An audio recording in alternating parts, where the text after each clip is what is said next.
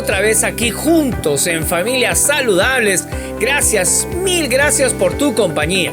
Llegamos al tercer programa de la serie Pastoral de la Familia. Y el tema para hoy es, wow, esto está bravo, ¿eh? Es el manejo de la ira. ¿Quién no ha pasado un momento de ira, un momento de amargura?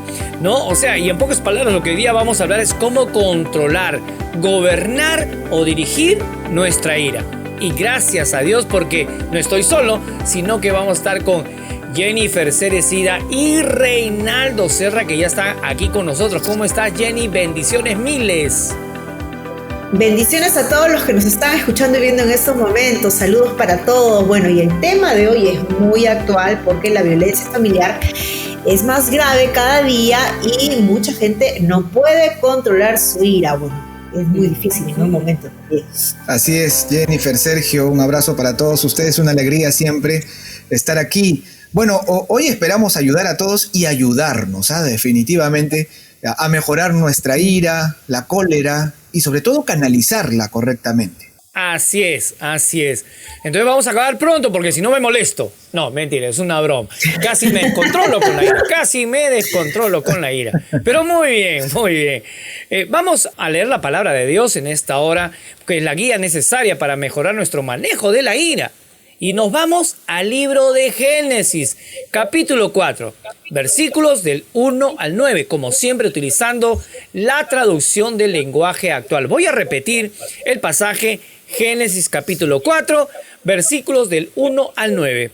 Y les parece en este día, con el permiso de Jennifer y de Reinaldo, voy a leer yo la palabra de Dios. Así que ahí estén atentos en sus Biblias, de repente en su dispositivo, ya lo tienen listo. Vamos a leer. Versículo 1. Dice, el hombre tuvo relaciones sexuales, Adán, ¿no es cierto?, con su mujer Eva, y ella quedó embarazada y tuvo un hijo. Lo llamó Caín, porque dijo, gracias a Dios, he tenido un varoncito. Después, volvió a tener otro hijo que se llamó Abel. Caín se dedicó a cultivar la tierra, mientras que Abel fue un pastor de ovejas. Versículo 3. Pasó el tiempo y un día Caín le presentó a Dios una ofrenda de los frutos que cultivaba. Versículo 4. Por su parte, Abel escogió las primeras crías más gorditas de sus ovejas y se las llevó a Dios como una ofrenda.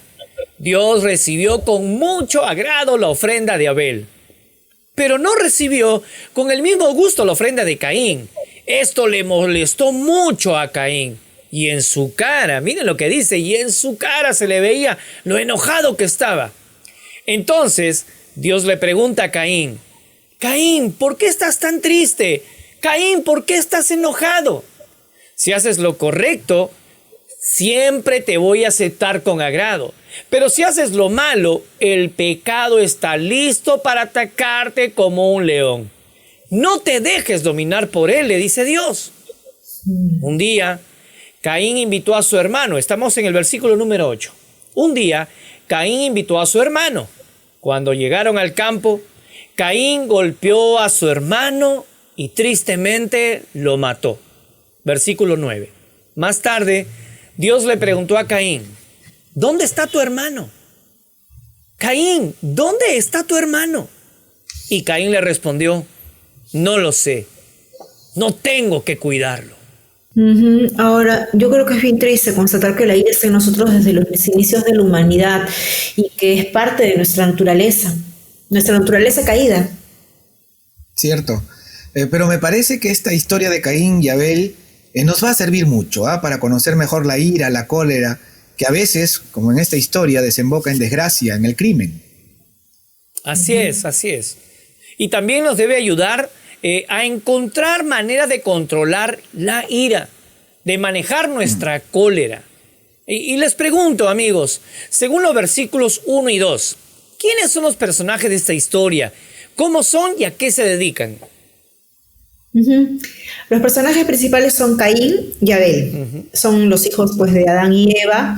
Caín es el hijo mayor y se dedica a la agricultura y Abel es pastor de ovejas. Correcto. Ahora, según los versículos 3, 4 y 5, ¿por qué se llena de ira Caín? ¿Cómo se nota que está enojado? Leyendo, entiendo que Caín se molestó mucho porque Dios no recibió con agrado su ofrenda, pero sí recibió con agrado la ofrenda de su hermano Abel. Recordemos que al final del versículo 5 dice que el enojo, la ira de Caín, se le notaba en la cara. No podía disimular su cólera como sucede también con algunos de nosotros cuando nos enojamos. Como se dice, el rostro es el espejo del alma. Y notemos que Abel no causó en ninguna forma el enojo de su hermano, ¿no? Que es interesante. Consideremos ahora los versículos 6 y 7. ¿Por qué Dios no acepta la ofrenda de Caín? ¿Y qué peligro corre Caín al llenarse de ira? Aquí Dios conversa con Caín. Le pregunta por qué está triste y enojado. Así, Dios quiere darle pues una oportunidad para que reconozca su error.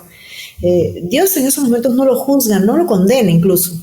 Y así como trata a Caín, también nos trata a nosotros. Dios mira nuestros errores, pero Él nos da siempre la oportunidad de arrepentirnos, de cambiar justo.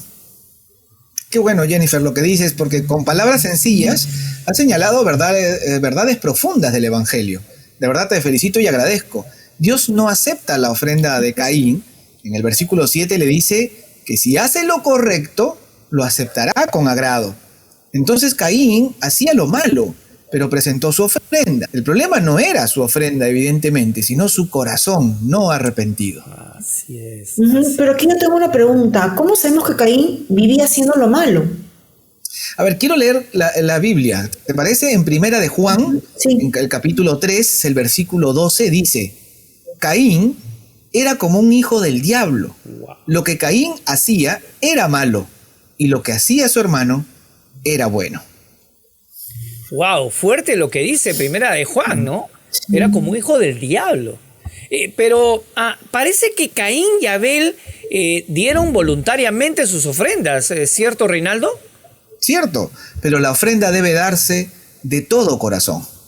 Es decir, como expresión sincera de obediencia, amor. ¿Por qué ofrendó Caín? ¿Por cumplir una norma? ¿Para ser visto y reconocido como bueno? No tenemos respuestas para estas preguntas de manera precisa, pero sí sabemos, porque Dios lo dice, que Caín vivía en pecado y presentó su ofrenda sin un corazón arrepentido. Por eso Dios no acepta su ofrenda. Totalmente claro. Dios conoce el corazón de Caín, eso ni duda. No podemos engañar a Dios. Nadie, no podemos engañar a Dios. Pero sigamos. Todavía hay una pregunta sin contestar, creo allí. ¿Qué peligro corre Caín al llenarse de ira? Creo que Dios ahí le dice que si hace lo malo, el pecado está listo para atacarlo. Ese es el peligro que corre, ser dominado y vencido finalmente por el pecado. Totalmente de acuerdo, Jenny. Ahora, considerando la parte final del versículo 7, ¿qué tal si nos preguntamos? ¿Hubiera podido Caín controlar su ira? ¿Cómo lo hubiera hecho? ¿Por qué no lo hizo? Para mí, queridos hermanos, aquí está la clave de nuestro estudio. ¿Tuvo oportunidad para controlar Caín su ira? Claro que sí. Dios, hablando del pecado que lo acecha, le dice a Caín: no te dejes dominar por él. O sea, dependía de Caín. Si él decidía obedecer al pecado, terminaba dominado por el mal. Y esa fue su decisión. Pudo dominar su ira obedeciendo a Dios, pero decidió no hacerlo, tristemente. Una pregunta más que queda. ¿Por qué decidió Caín desobedecer a Dios? Reinaldo, ¿qué dices? Bueno, evidentemente, porque usó su libertad. Dios no nos obliga a obedecerle. En el huerto del Edén, Adán y Eva también ejercieron su libertad y lo hicieron mal. Ahora vemos que Caín también usó mal su libertad para decidir. Y nosotros también. Cada día decidimos libremente obedecer o desobedecer a Dios. Así el pecado de la ira nos domina muchas veces porque no lo podemos controlar si estamos pues alejados de Dios. Bueno, y por ser libres, somos responsables de lo que hacemos y de las consecuencias. En nuestra historia, Dios respeta la libertad de Caín, pero le advierte del peligro si toma una mala decisión. Leyendo los versículos 8 y 9, ¿qué tal si respondemos? ¿Cuál es el resultado de la ira descontrolada de Caín? ¿Reconoció Caín al final su error ante Dios? El resultado es muy grave. Caín mata a su hermano Abel, lo invitó a dar un paseo por el campo y estando ya solos lo mató. Fue un crimen planeado, premeditado. Sin duda, esta reacción violenta de Caín la vemos repetirse también tristemente a través de la historia humana, ¿eh? Cuando las emociones nos dominan, podemos ser capaces de los actos más nobles y generosos, como también de las conductas más condenables. Es cierto. Incluso ahora vienen a mi mente tantas mujeres violentadas por sus parejas, muchas de ellas muertas en un momento de ira descontrolada. Toda la razón la tienes, Jenny. Y esta situación es ahora, escúcheme bien, es ahora un problema social. A pesar de la educación, de las leyes, cada vez hay más hombres y mujeres que actúan irracionalmente, dominados, controlados por sus emociones violentas y sus bajos instintos, ¿verdad? Es verdad. Y otra pregunta que aparece aquí es si Caín reconoció su error ante Dios. Si se dan cuenta, Dios le preguntó por su hermano. Le da nuevamente la oportunidad de reconocer su mala conducta, incluso de arrepentirse. Y una vez más Caín actuó dominado por la ira. Dijo que no sabía dónde estaba y además que él no era su cuidador. Y era su hermano mayor. Y era el responsable incluso de amarlo, de cuidarlo, ¿no? Es triste toda esa situación. Y si fuera una persona cualquiera, ¿no tendría también el deber moral de ayudarlo, Reinaldo? Totalmente de acuerdo con ustedes. Caín no puede ser indiferente a Abel. Dios nos ha hecho a su imagen para amarnos unos a otros. Pero como hemos puesto a Dios a un lado, la mayoría actúa como Caín, dañando a los demás. Si podemos aprovecharnos del otro, lo hacemos. Es la lógica, lamentablemente, de siempre. Ah, qué triste, ¿no? Qué triste esta historia, pero también nos trae una gran verdad. ¿Y qué piensas, tu amigo que estás ahí escuchándonos, que estás quizás en un grupo? ¿Puedes manejar tu ira? Te vuelvo a hacer la pregunta. ¿Crees que estás en las condiciones de manejar tu ira? Seamos sinceros. Preguntémonos ahora, ¿qué situaciones provocan la ira descontrolada en personas de nuestras familias, de nuestras iglesias, las comunidades? La verdad, la gente tiene ira descontrolada por celos entre las parejas, por problemas económicos en la familia, y en la comunidad se dan iras descontroladas en luchas por dinero y también por poder, en conductas antisociales como las pandillas juveniles, la delincuencia, la gente metida pues en tráfico de drogas y otros, en figuras delictivas que vemos en la sociedad. Y también, desde luego, hay personas que no necesitan pasar por una situación difícil a llenarse de ira y actuar con violencia. Lamentablemente vemos, y con tristeza sin duda, gente frustrada que vive totalmente dominada por sus emociones, dañándose y dañando a otros. ¿Conoces gente así? Te hago esa pregunta a ti.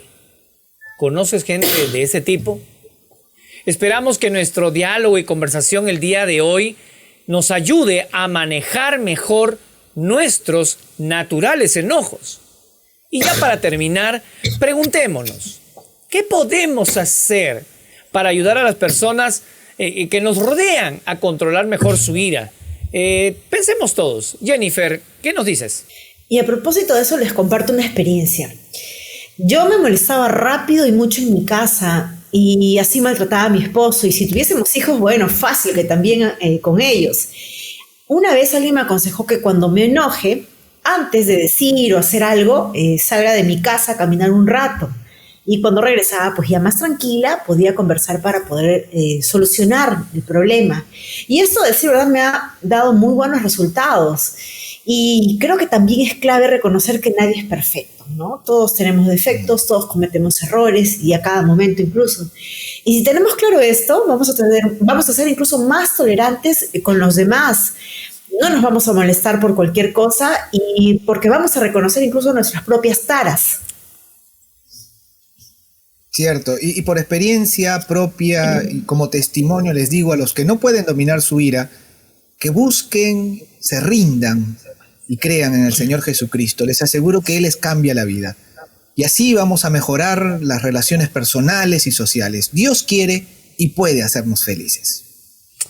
Totalmente de acuerdo. Y gracias por estar y disfrutar este tiempo con nosotros. No hay nada más espectacular que aprender de la palabra de Dios para situaciones tan particulares, por ejemplo, como los problemas de la ira. Y para terminar este tiempo, Jennifer, ¿nos podrías guiar, por favor, en un tiempo de oración? Claro que sí, Sergio, encantada. Vamos a orar. Señor Jesús, gracias por poner paz y perdón en nuestros corazones. Perdón por la ira descontrolada que a veces nos domina y daña a otros, en especial a nuestras familias. Nos rendimos a ti por ayuda para controlar nuestra ira. Danos tu sabiduría y poder para tener y compartir tu paz y tu perdón. Amén. Amén, amén y amén. Ahora estoy más tranquilo, ya no estoy con ira. Esta clase fue espectacular. Nos vamos con una gran sonrisa, creo, todos el día de hoy, y hemos aprendido de verdad, ¿no? Como dijo Reinaldo al final, en Jesús podemos tener esa paz, esa tranquilidad, ese descanso, ¿no? Hay situaciones que a todos muchas veces nos traen enojo, cólera, situaciones adversas en donde nos encontramos, pero cuando Jesús trae paz, a Él podemos dejarle nuestras cargas, nuestras preocupaciones, y Él se encarga y nos da tranquilidad. Así que, chicos, gracias por estar este día con nosotros y aprender juntos la palabra de Dios. Ya nos vemos, Dios me los bendiga, Jennifer, Reinaldo. Y a ustedes, amigos que nos acompañan desde casa, de verdad, hemos aprendido una gran lección, así que vamos, sonríe un poco más. No dejes que la ira te domine. Cuando venga, no permitas que el sol se ponga sobre tu enojo, como dice la Biblia. Así que nos vamos con una sonrisa. Dios te bendiga. Chao.